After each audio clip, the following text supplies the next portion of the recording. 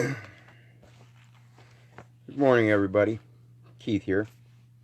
Hoping everybody's having a good day, enjoying life, living life, and loving life. Got some information here today. I'm going to try to help everybody sort out a particular problem right from the beginning. And of course, we're talking about the SS5, which is your Social Security application. And it says Social Security Administration application for a Social Security card. And the reasons that we fill this out is to get a Social Security card so that we can be known as the holder of the account.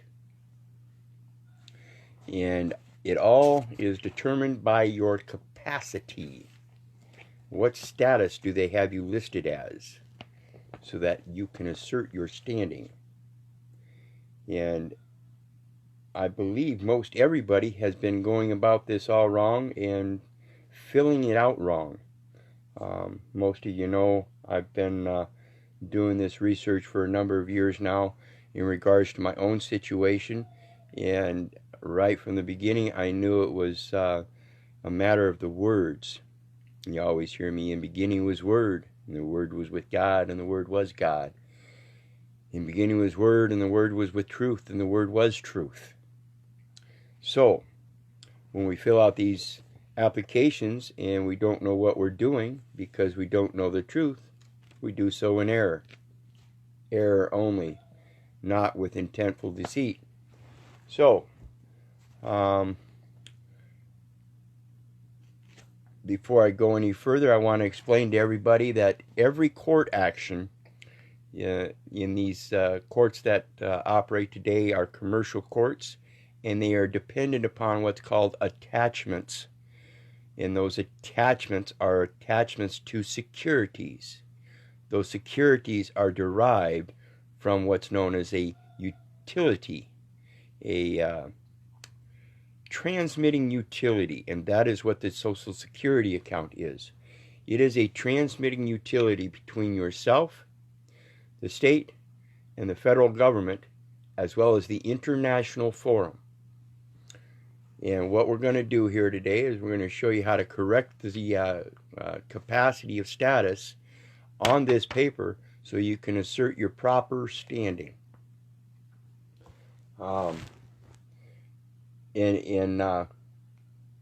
Just so you know, this is a form that you do not have to go to the Social Security Administration to get. I just went down to the local courthouse and explained to them that I had just moved here. I lost my Social Security card. I need an application so I can get a new card, blah, blah, blah. And they were happy to print it off for me along with the instructions. And there are, of course, you've got the application itself, and then there's 4 pages of instructions. And we're not going to deal with too many of the instructions except for one in particular. And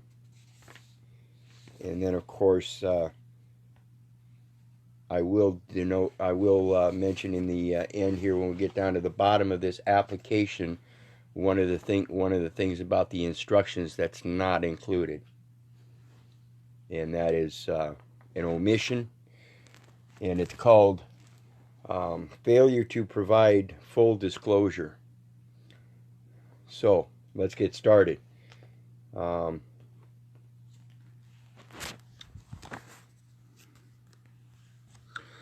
We see here we have the Social Security application. Let me move out of the light here.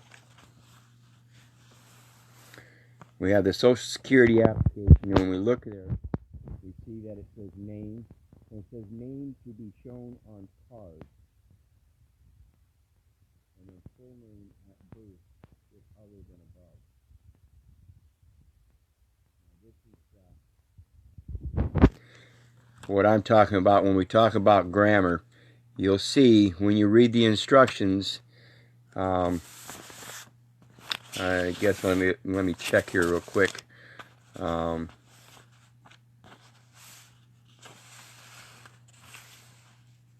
Yeah, see, they don't have in their instructions.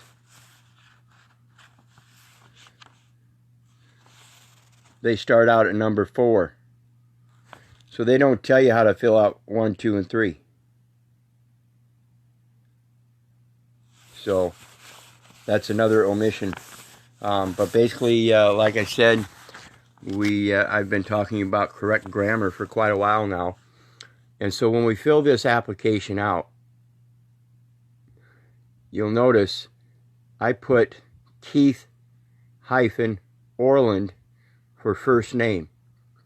When we talk about first name, if you look up, I believe it's Social Security Administration first middle name, they will clarify that. And I'll look that up and see if I can get the link and put that in the post as well. But when you do these applications, you put the first name and middle name together as one in the first name.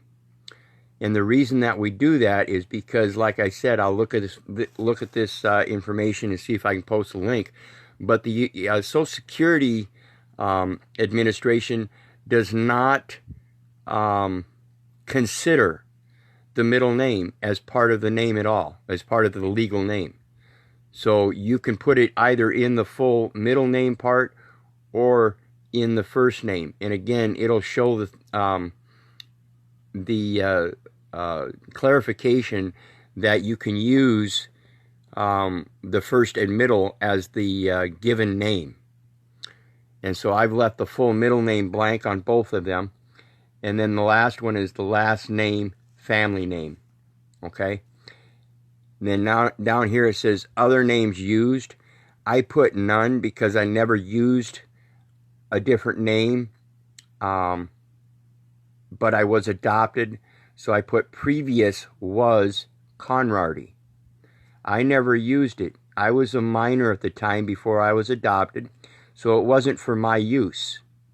It was just what I was called. It was the heretical family name that I was born under. Okay, and then it says Social Security number previously assigned. Let me get this here. To the person. To the person. It does not say Social Security number previously assigned to yourself. And this is very important. We're going to show you at the end of this application. Person is not self. Self is not person. You are not a person. So then, of course, you put the Social Security number there. And then, of course, you've got the place of birth, which I put Dubuque, Iowa. They don't ask for a Social Security number. And then, of course, your birth date. Then we get to citizenship. This is an important one right here. This is where we're going to look at the instructions. Citizenship. It says check 1. U.S. citizen. Legal alien allowed to work. Legal alien not, and notice it's bold, allowed to work. See instructions on page 3. Other. See instructions on page 3. Okay, so let's look at page 3. And when we look at page 3, and we see that number 5, it says, if you check legal alien, not allowed to work, or other, you must provide a document from a U.S. federal, state, or local government agency that explains why you need a Social Security number, and that you meet all the requirements for the government benefit. Note, most agencies do not require that you have a Social Security number. Contact us to see if your reason qualifies for a Social Security number. Okay, this is an important part right here because it goes to the grammar and the English language.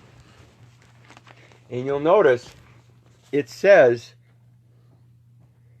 you must provide a document from a U.S. federal, state, or local government agency that explains why you need a Social Security number and that you meet all the requirements for the government benefit.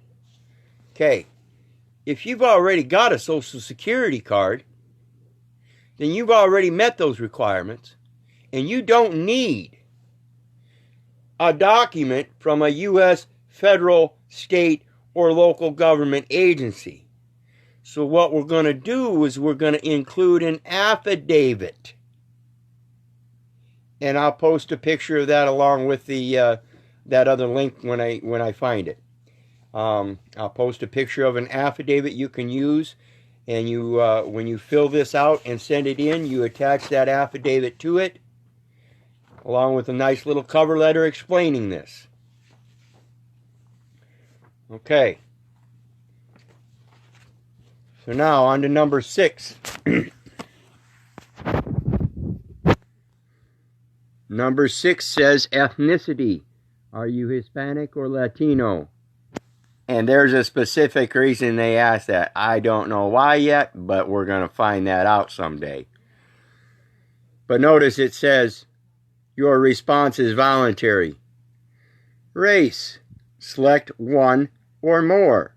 Your response is voluntary. If I wanted to be a smartass, I'd check them all. But again, it's voluntary.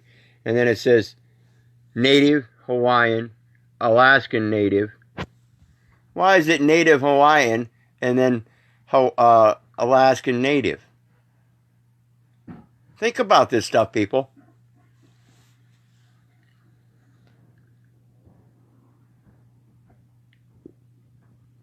Asian, American Indian, Black, African American.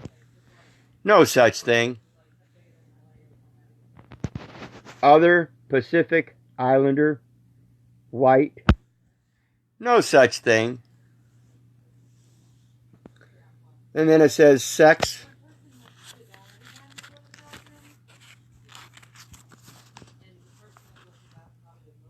And of course you put male or female. My note is falling off here. Okay, then it says parent, mother's name at her birth. Parent, father's name. Okay, so you got parents, mother's name at birth is the maiden name, your mother's maiden name before she was married. And then, of course, you don't know their Social Security number, so you leave them blank. So you put your mom and dad's name, mother's maiden name, and father's name. And then you see 11, it says, has the person listed in item 1 or anyone acting on his or her behalf ever filed for or received a Social Security number card before? So again, that's that document from the U.S. federal, state, or local government that they already have in possession, and you don't need that document that they're requesting.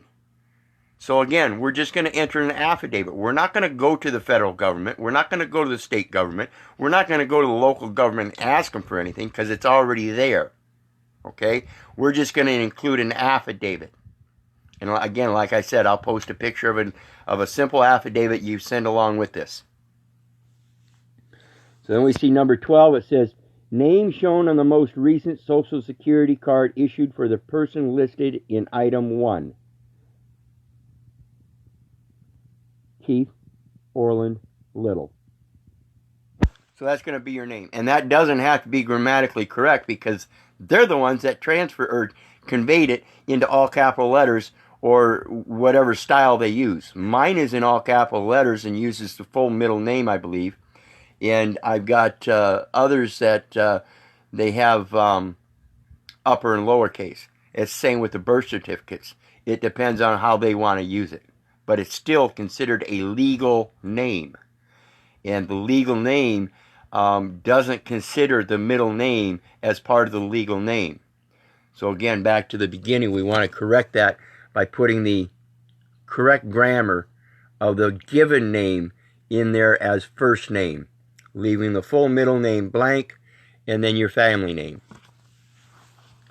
Then we see 13, it says, enter any different date of birth if used on an earlier application for a card. And unless the date is in error, you just put same. Then it says today's date. I haven't dated mine yet because I'm not ready to send it in. I'm not going to give you my address here. I should have. But I'll give you my phone number. Feel free to take that puppy down. I just recently, by the way, lost all my contacts, having to do a hard reset on my phone. So if you want me to have your contact, do so in Messenger. I currently do not have phone service where I'm at, so your messages won't come through on the phone. But if you send it to me in Messenger, I will get it in Messenger. Okay, then it says signature.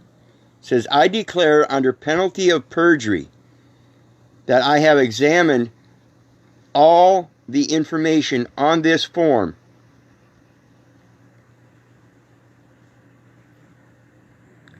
and on any accompanying statements or forms, and it is true and correct to the best of my knowledge.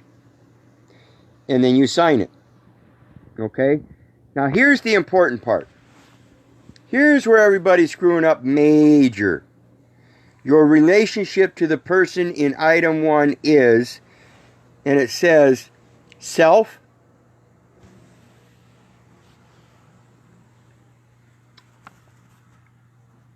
is not the person. Otherwise, that would say Social Security number previously assigned to yourself, listed in item 1. It does not say that.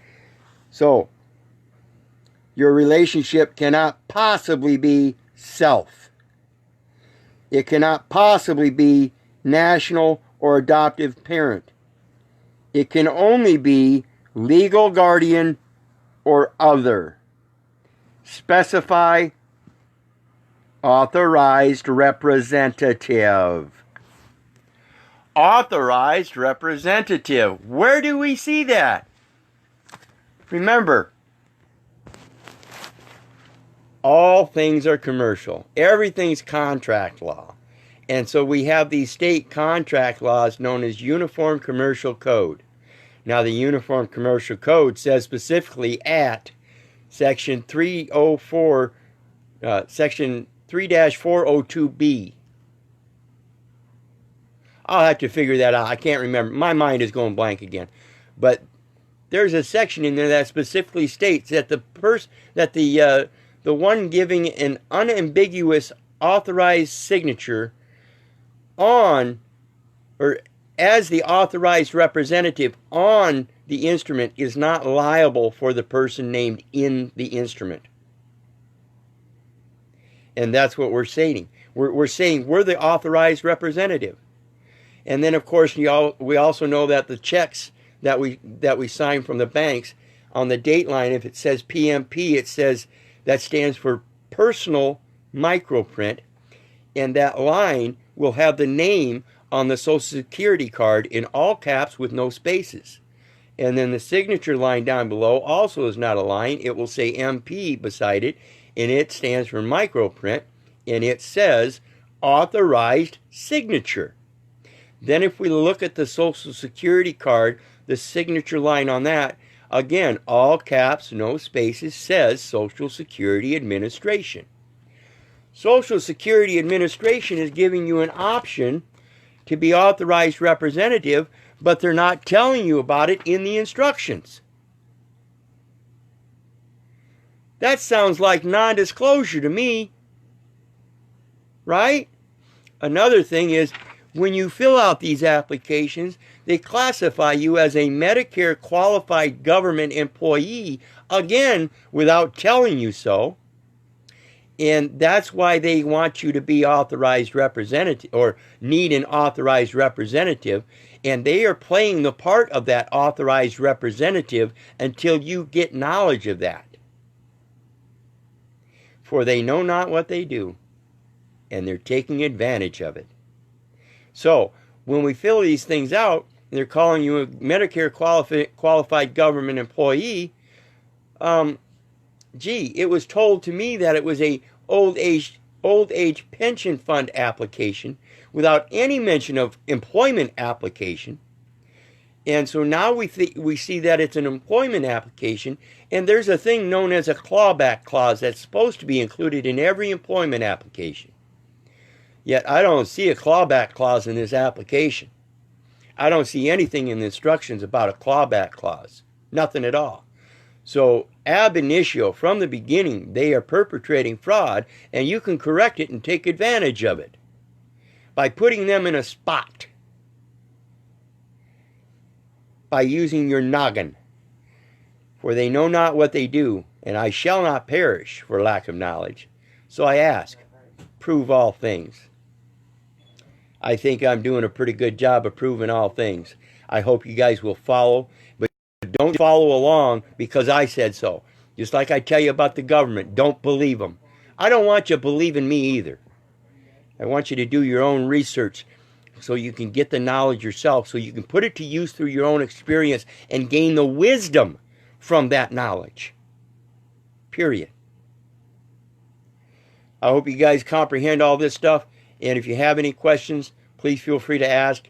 I'm going to look that information up real quick and see if I can find it and post that along with that picture of the affidavit. Again, you'll have to wait a little bit so I can edit the top of the post. In the meantime, if it wasn't for you guys, I wouldn't be doing this. I have another video I'm going to be doing here after a bit. I don't know what time. We've got other things we got to do, but I will do it sometime today in regards to quick, simple rejection letters, no matter who you get them from. So pay attention, and remember, I love you. God bless. Have a great day. Bye.